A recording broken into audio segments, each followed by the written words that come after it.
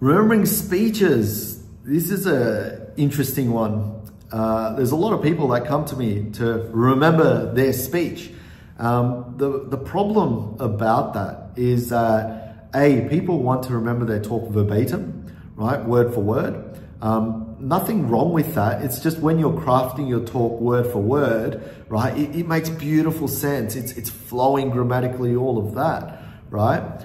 However, many speakers don't write in a conversational tone. So you can't deliver something that's not conversational really as a talk, unless you're doing sales figures and whatever and all that sort of stuff. Even then, if you're having a conversational, it's more engaging to people, right? So you don't really want to remember a talk verbatim. What you want to be able to do is you want to understand what you're talking about first before you remember your talk. Now, what do I mean by that? Right? Let's take a look. Right? You're doing a particular talk. You've got an agenda, obviously. It's like, what do you want to give the audience, right? The talk that you do has to have some sort of communication impact, right? Otherwise, why would you speak for, right? If you're a speaker, why do you speak? Right? Ask yourself that question. Why do you speak? Have the impact, to your audience. And remembering your content is not really about remembering, but effective communication. That's what it's about. Because if you remember your content, what's going to happen is now you're fully focused on the people that you're delivering the content for.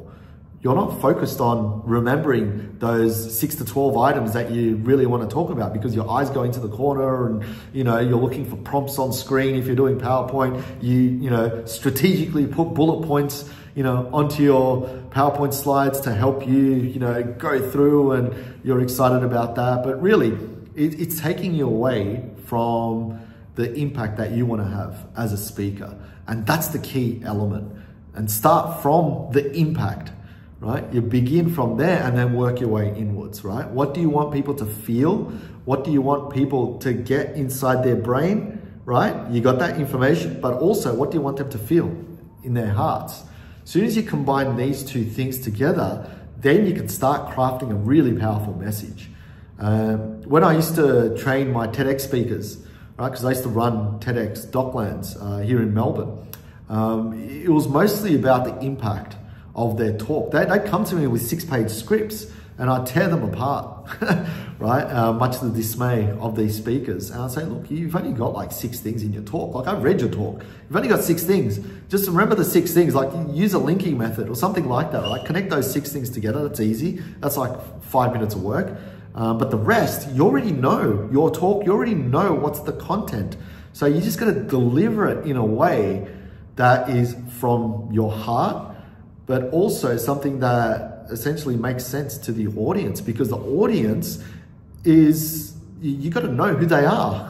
If you don't know who your audience is, how are you going to say it, right? That's the important thing as a speaker. You need to know who your audience is. If you don't know your audience, then if you've got kids in the audience and you're giving adult jargon, those kids are going to be bored in 2 seconds, right? So obviously know your audience. That's like public speaking 101, right? But knowing your audience in relation to how you remember your talk, that's different, because now you're speaking about impact, right? So remembering your talk, let's get back to that, right? We said understanding, right? Understanding is very important. How do you remember? I've done a lot of these videos on remembering your speech, like using, Memory Palace and linking method I just quickly mentioned before. They're the easiest bits. But really, when it comes down to it, remembering a speech, I can give you a big rundown of how to do it perfectly. And I've got, quite a few clients that I do this for anyway. But it all comes down to the crux of it, right? You've got 6 pages, let's say, of a talk. Just put bullet points down of the main points that you want to get, right? Just the main points, bullet points, right? And then if you want to memorize them, just connect each bullet point to the next via a story, right? So let's say you've got an introduction, right? And then the next thing after introduction is I'm talking about memory, right? Or the history of memory. So, I'm introducing myself. Hello, I'm Tansel. An introduction, how am I going to visualize that? Maybe I'm introducing myself with waving at everyone. Hi, I'm Tansel, right? I know it's silly, but just bear with me, right? Introducing myself, and now history, I might think, okay, history of memory, what placeholder, what image can I create in my mind for history? And it could be that maybe I'm just going to have a pyramid, right? I'm thinking of ancient Egypt. I'm going to think of a pyramid. So I'm waving to people standing on top of the pyramid, right? I'm connecting them one by one. And then from history of memory, I might go to famous memorizers, right? I might go Dominic O'Brien, the legend. So, I'm waving to someone on top of the pyramid. Who is it? I zoom in and it's Dominic O'Brien, right? He's memorizing cards on top of the pyramid. I hope you like that one, Dominic. So, and then I go one by one, connecting them. That's it, right? That's all you have to remember. Once you've done that memorization, the real memory comes with your deliverance, right? Okay, how are you going to deliver that talk? Right? Are you going to be, like I said, conversational? Are you going to pause and let people think, right? Because pausing has a lot of impact, right? Now you can do a lot of tricks with your talk. Instead of trying to remember your talk, right? Taking forever to try and remember it. Now you can focus on crafting your message. And that's the beauty of public speaking now, is that people that do it really well, they work on their speech for maximum impact, right? That's the beautiful thing. And then what I help them with is how do you make that memorable, right? How do you say that thing and make it memorable, right? Because you don't just want to give information, right? Because remember, if you watch my other videos, information is just abstract data. It doesn't make any sense until it's encoded in your brain. And when I say encoded, it's essentially formed into something that's visual, right, in our brain. And that's how we actually take in information, by encoding, right? How do you think computers work? Like, when I studied IT, right? I come from a computer science background. And when I was studying, we learned this OSI model, right? Where the data comes in through the cables, right? Through zeros and ones, right? And it gets transported through, internet protocols and stuff like that, right? So the physical layer is the layer 1, I believe. And it goes in through there and gets, through the session layer, transport layer, all that sort of stuff gets encoded. And what gets spat out at the end is the visual layer, which is the application layer, right? The 7th layer of this OSI model, right? Same thing happens in our brain, right? We need to go through that encoding process. But, if you're new to memory, this encoding process can take a while, right? Which is why you should sign up to my free lessons online. If you go to my website, tanselali.com, free memory lessons, so you can speed up your encoding. Back to the video. So the best way to speed up encoding is to train your memory, right? And if you train your memory, the encoding process will speed up and you'll get better, obviously, at remembering stuff, right?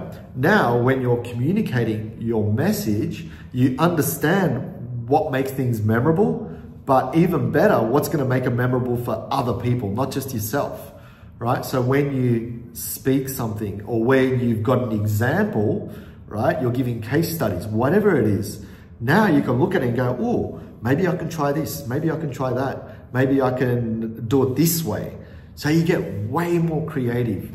I've got a really cool story about this, actually. I was doing what's called an AsiaLink Leaders event, right? It was an event. It's a program that connects Asia and Australia together through certain projects, right? And I was, fortunate enough to be selected, probably because of the memory field was very out there, and everyone else was all sort of serious business, and I had this memory thing going on. But anyway, I got accepted, and my project for the year was to create a language learning program, right? To learn Chinese Mandarin, it was back then, in the shortest possible time. So I developed this program, right? It was really cool. So I did all the strategies, the techniques, and how to implement it, and how's it going to be used, all of that. Anyway, the end of the year came, and everyone had to present their project, right? What they were doing for a whole year. And people, we were all dressed up nicely in suits and stuff. People had their PowerPoint presentations. We only had like 6 or 7 minutes for presentations because it's like 50 people during the day just presenting across 2 different states in Australia at the same time. So we had Sydney and Melbourne, not sure if there was Queensland, but yeah. So anyway, from morning till evening, it's all these 6-7 minute presentations. People had their, their laptops and their PowerPoint presentations, and, we were being presented with a lot of death by PowerPoint, right? People just reading from their PowerPoint screens, and some had some pictures in there that were great, but no one remembered any of their talks, right, at the end. Then my talk came in the afternoon. I did not prepare any PowerPoint slides, nothing. I didn't even prepare for the talk, right? Remember, we spent a whole year doing this. I didn't even prepare for the talk. So I got up on stage. I saw a flip chart in the corner, right? So I dragged that in, the flip chart. And lucky there was a text, a marker underneath. And all I did was I brought it in so it was, people sort of viewed me and the flip chart almost like that's the only thing they could see. It was blocking off everything else. Anyway, I brought that in, and then all I did was I drew a triangle. Right? Just one image. And I said, okay, here's my project, right? I've got 3 things to really tell you. So I gave an introduction first, and on the first tip of the triangle, all right, okay, so my project was blah, blah, blah, blah, helping people to remember, learn languages really quickly, using this system, blah, blah, blah. Here's the strategy I use. So I'll put strategy up the top. Here are the techniques in one corner, talk about that, and here's how it was implemented, blah, blah, blah. And questions at the end. That was it, right? So in a matter of minutes, right, not only did I present my information, but everyone remembered my talk. Everyone. Now, obviously as a memory guy, that felt great to do a memorable talk. But what I did was I did something out of the ordinary. Everyone was doing PowerPoint slides. I got a flip chart in, and the flip chart stayed in its place, right, for the rest of the evening. So people saw my talk and they knew what was happening with my talk, but not with anyone else's. And those 3 words were on there. And by the end of the night, by the end of the year, people still knew what my project was about, and they were amazed by it. Why? Because I did something different, because I knew what was going to stick in people's minds, right? That was my intention. My intention wasn't just to talk about my project. I could have just done that anyway. My intention was to do it in a memorable way that would connect to the audience, that would be nice and simple, like just a triangle, 3 points, 3 things, and that's it. I only had 6-7 minutes.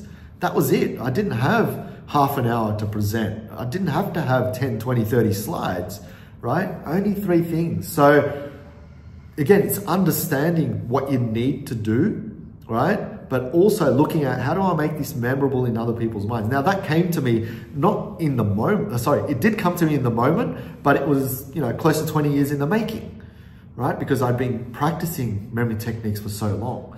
So there you go. Hopefully that's giving you some insight into making speeches memorable, right? If you've got any examples that you'd like to share, and your stories, please comment down below. I'd love to hear about them, and also everyone else that's listening as well, or watching, tuning in.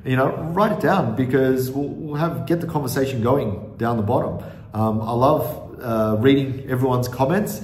It's great. And if you like the video, please share it amongst others as well that would like to improve their speaking ability, because it's not just about remembering your content, it's something greater than that. If you're speaking, if you're in any field where you're speaking, that means you've got something to pass on to people. That's your responsibility. If you don't do a good job, then what are you really doing, right? So there you go. Hopefully that's made sense. As I said in my previous videos, I love getting deeper into these style of topics and videos. So if you like that too, follow along, subscribe to the channel, and I'll see you in the next video. Cheers.